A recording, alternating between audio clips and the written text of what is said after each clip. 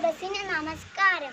സ്നേഹത്തിന്റെയും സഹോദരത്തിന്റെയും പച്ചപ്പിന്റെയും നാടായ കേരളത്തിന്റെ ജന്മദിനമാണ് നവംബർ 1.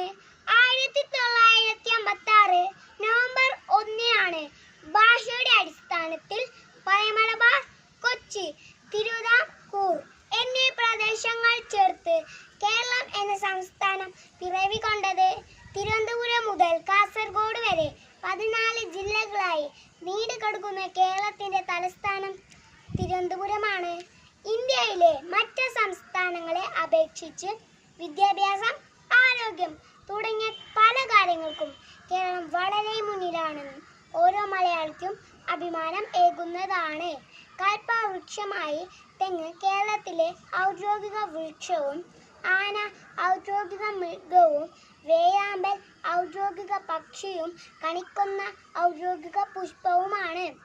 ഏകദേശം 3,33,00,000 ജനസംഖ്യയുള്ള കേരളം മതമൈത്രിക്ക് പേര് കേട്ട സംസ്ഥാനം ആണ്. 2018 2019 പ്രളയത്തെയും 2018 പൊട്ടിപ്പുറപ്പെട്ട നിപ്പ വൈറസിനെയും കേരളം നേരിട്ട രീതി ലോക പ്രശംസ പിടിച്ചു പറ്റിയ സംഭവങ്ങളാണ്.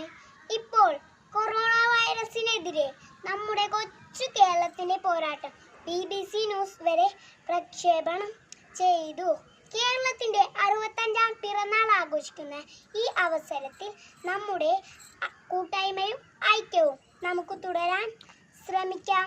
മലയാള സംസ്കാരത്തെ ആദരിച്ചുകൊണ്ടും നമ്മുടെ നാടായ കേരളത്തിന്റെയും അതുവഴി ഇന്ത്യയുടെയും വളർച്ചയ്ക്കുമായി നമുക്ക് പ്രയത്നിക്കാം.